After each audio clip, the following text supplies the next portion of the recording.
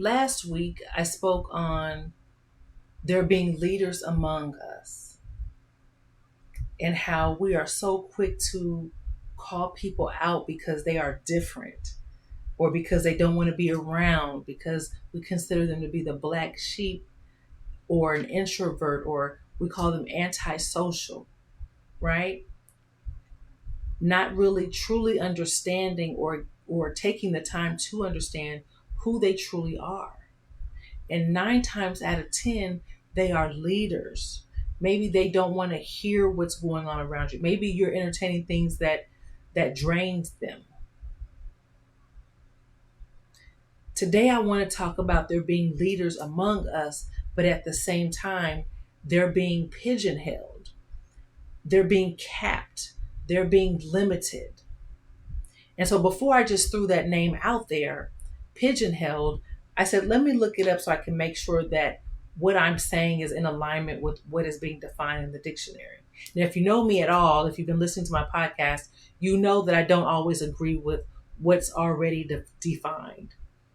It's okay with disagreeing with something, even though it's written, right?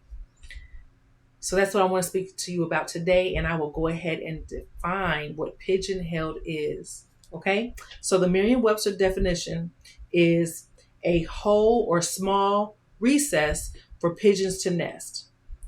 There's 3 more.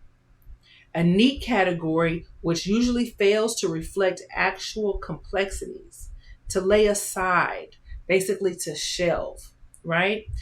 To assign to an often restrictive category. So my question for you today is, do you feel you've ever been pigeonholed? Hello, everyone. Welcome back to the KimUnity Soulutions podcast, the only podcast that turns workplace challenges into real world solutions. I am your host, Kim the SME. As always, I am only speaking from my experiences. Let's talk about being pigeonholed. Have you ever been pigeonholed? What does that look like? What does that feel like? Have you ever been on a path to something and being cut off, being put to the side, being detoured, basically? Or is there even such a thing? When I say pigeonholed, it's not that we're being physically restrained, right? We're not being handcuffed. We don't have anything on our feet. We don't have extra weights on us.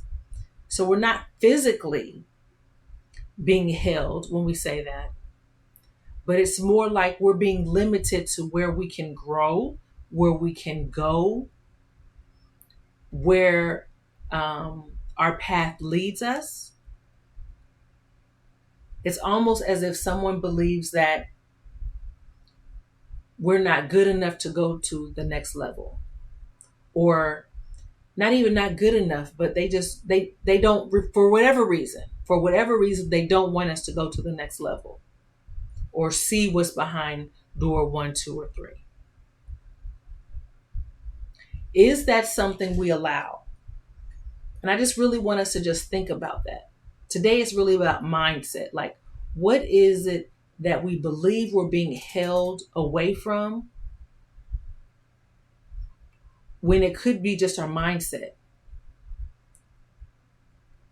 Maybe we believe we're being held away from something because we're allowing it to stop us. We have stopped pursuing where we're trying to go.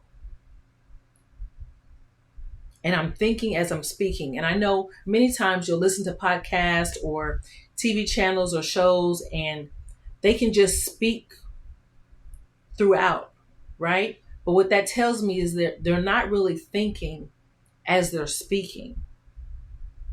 It's almost as if it's already a pre-knowledge base. So they're speaking off of something that they already knew, but not adding to their knowledge base. They're not putting new information, new details, new experiences in there. So when I speak, it is slower because I'm thinking about different perspectives. I'm thinking about new experiences. I'm thinking about, okay, I may say it this way or see it this way, but you, on the other hand, you have a different angle.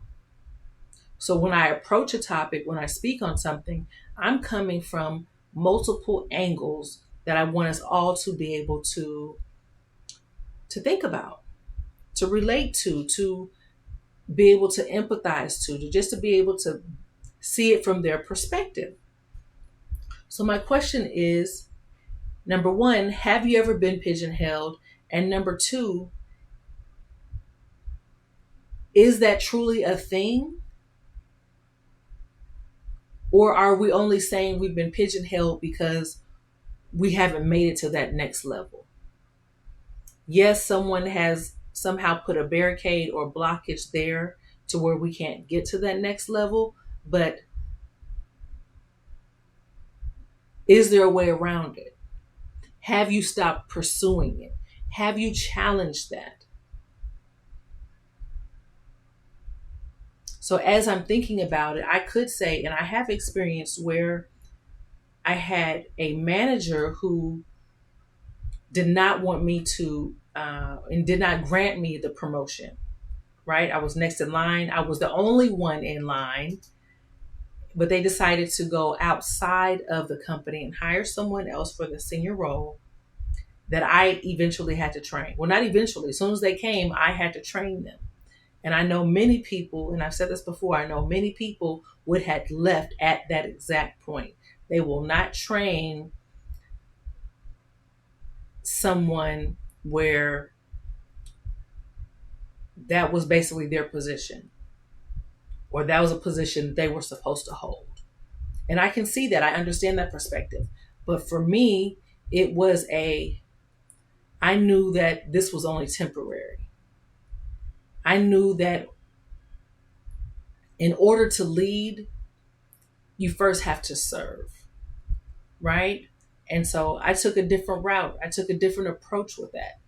What I did was I trained, and I trained so well on that position that the person I was training was curious now.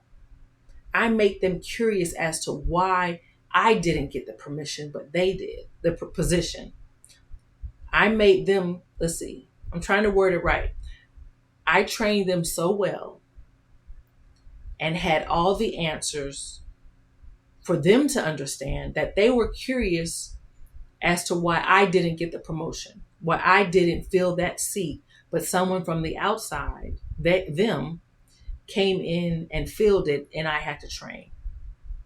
And see, so what happened is now that makes them question the environment. That makes them question leadership. That makes them unsettled because they really don't know what's going on. And because I didn't want to gossip about it, that's not who I am, right?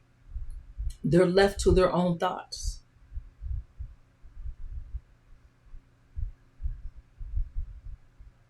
And so what I didn't want to do was block my own blessing. Sometimes we can get so caught up into what we want and when we want it and how we're going to get it and what we deserve that we truly end up missing our blessings sometimes. And so that whole experience taught me that sometimes you have to fight a different way. Every fight isn't the same. Not every fight you have to fight with your hands. Sometimes you have to fight with your pen and paper. Sometimes you have to fight with your mind. Sometimes you have to fight by being quiet. You have to see what each battle is about. And so from one lens, I can say, yes, I was pigeonholed. But on the other side, I say that it was a test. I say that it was training for me. I say that it gave me more leadership skills. And also it gave me a story and a scenario that I can present to you all and say, hey, you can make it through. All of my experiences have prepared me for now. Just like you, whatever you're frustrated with, whatever you're going through right now, whatever trials and battles that you're facing right now, you will see how later on, maybe not right now, but you will see later how it has taught you something. It made you stronger. It gave you more insight, more knowledge that you can apply to something later. And so, as I said in my last episode, it is so important for us to stop labeling things. Because when we label it, and I couldn't think of an example then, but when we label it, we can't learn from it. We can't grow from it. We will think that every situation we're faced with is that. And that's not the case. That is not the case. And as I speak to you, and let me tell you this. Your girl has came out with these new cards called Questions and Perspectives. Questions and Perspective cards. These are cards that have questions on the inside, right? On the other side. And I created these because so many of us, we're called all these names: introvert, antisocial, and all this stuff, when really, just like I said at the beginning, we're just bored. We don't want your small talk. We're not interested in what you're talking about. We want something more thought-provoking. We want something that makes us think. We want to be able to have a real conversation about real things and also hear your viewpoint. Some of us want to learn. Some of us want to hear more about perspectives. And it's not about us having the answer. I believe none of us have the answer, but we all have perspectives. And collectively, those perspectives can create positive change. If we put all of our perspectives together for a certain challenge or issue that's facing in the world, we can create the best solution. You know why? Because we're putting all of our experiences together.